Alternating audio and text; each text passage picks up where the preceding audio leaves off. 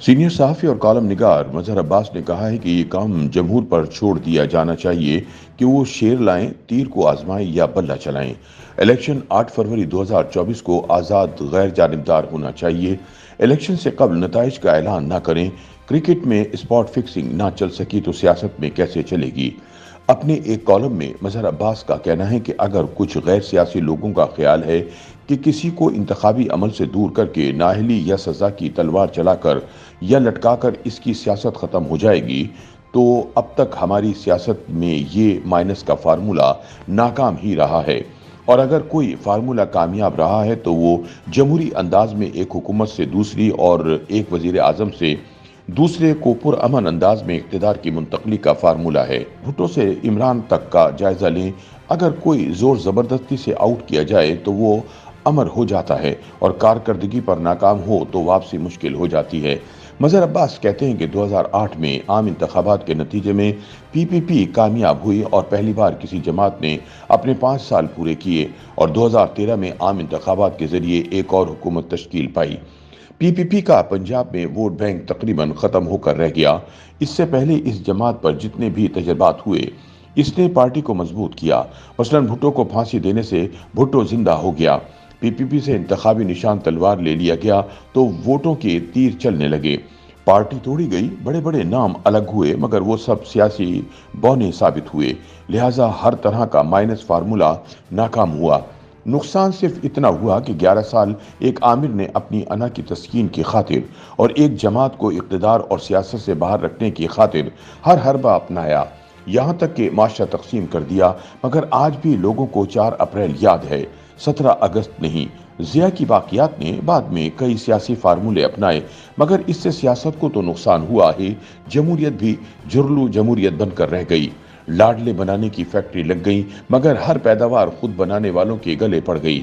مظہر عباس بتاتے ہیں کہ 2013 میں الیکشن ہوئے تو مسلم لیگ نون کامیاب ہوئی اور نواز شریف پرامن منتقلی اقتدار کے ذریعے وزیر اعظم بن گئے، مگر 2008 سے 2013 کے درمیان ایک تیسری سیاسی قوت ابھر کر سامنے آ گئی جس کا نام پاکستان تحریک انصاف تھا۔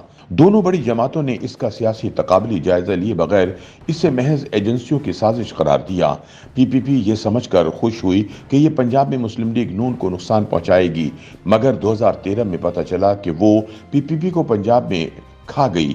آج پی کے بہت سے دوست یہ اعتراف کرتے ہیں کہ ان کا اندازہ غلط ثابت ہوا۔ پی ٹی آئی کو ایجنسیوں کی حمایت ایسے ہی حاصل رہی جیسے مسلم لیگ نون کو، مگر اس کی مقبولیت اور ابھرنے کی وجوہات میں کم از کم 4 بنیادی عوامل شامل رہے۔ پہلی وجہ عمران کی شخصیت کا سحر اور دوسری وجہ سیاست میں بڑی تعداد میں نوجوانوں کا آنا، جن میں سے زیادہ تر نے ٹی وی اسکرین پر عمران خان کو سیاست میں آنے سے پہلے ہی دیکھا ہوا تھا۔ تیسری وجہ پرانے لوگوں کی مسلم لیگ نون اور پی کی سیاست میں مایوسی، مثلاً پی کے پنجاب کا ووٹر اور کارکن بے نظیر بھٹو کی شہادت کے بعد مایوس ہو گیا تھا۔ اور آخری وجہ پی ٹی آئی اور عمران خان کا مسلسل شریفوں اور زرداری کو تنقید کا نشانہ بنانا۔ مظہر عباس کہتے ہیں کہ مسلم لیگ نون نے نواز شریف اور شہباز شریف کی قیادت میں جاگیردارانہ سیاست کے مقابلے میں سرمایہ دارانہ طرز سیاست سے کاروباری طبقے کو متاثر کیا۔ خود بائیں بازو کا ایک بڑا طبقہ ان کے ساتھ ہو گیا۔ موٹر وے اور میٹرو جیسے پروجیکٹ نے مڈل کلاس کو متاثر کیا۔ 1993 کے بعد نواز شریف کا اینٹی اسٹیبلشمنٹ بیانیہ، بھارت کے ساتھ پرامن تعلقات اور بعض معاشی اقدامات کی بدولت یہ مقبولیت ملی۔ پاکستان تحریک انصاف 2013 میں اور 2018 میں بھی اس پوزیشن پر نہ آ سکی کہ اپنے بلبوتے پر حکومت بنا سکے، لہٰذا 2018 سے پہلے نواز شریف کی نااہلی بھی پی ٹی آئی کو وہ کامیابی نہ دلا سکی۔ بلوچستان میں باپ بنائی گئی، پہلے ایم کیو ایم کی سیٹیں پی ٹی آئی کو دی گئیں اور پھر ان سے بھی یہ کہا گیا کہ پی ٹی آئی کے ساتھ حکومت میں جاؤ۔ نواز شریف کو زور زبردستی نکالا گیا تو وہ پھر واپس آ گیا، مگر اس دوران عمران مقبولیت کی بلندی پر پہنچ گیا، خاص طور پر جس طرح اسے نکالا گیا۔ عمران جنرل باجوہ اور جنرل فیض کے تنازع کا شکار ہوا۔ اصولی طور پر بحیثیت وزیر اعظم یہ اس کا حق تھا کہ کسی کو بھی آرمی چیف تعینات کرے اور کسی کو بھی اس کے عہدے سے برطرف یا ٹرانسفر کرے۔ مظہر عباس کہتے ہیں کہ مسلم لیگ نون عمران خان کے دور میں پنجاب میں زیادہ مقبول تھی، جبکہ شہباز شریف اور پی ٹی آئی کے 16 ماہ میں ان کا گراف نیچے چلا گیا اور عمران خان کا اوپر۔ यकीन न आए तो पिछले 5 साल के दौरान होने वाली ज़िमनी इलेक्शन के नताइज देख लें। अब अगर शहबाज शरीफ खुद ये एतराफ़ करें कि हमने अपनी सियासत कुर्बान कर दी, तो कुर्बानी का बकरा इस वक्त कौन बन रहा है? किसको आज़ाद और गैर जानिबदार इलेक्शन होने की सूरत में वाज़ेह शिकस्त नजर आ रही है? लिहाजा माइनस इमरान ही नहीं है, उनके लिए माइनस बल्ला भी चाहिए।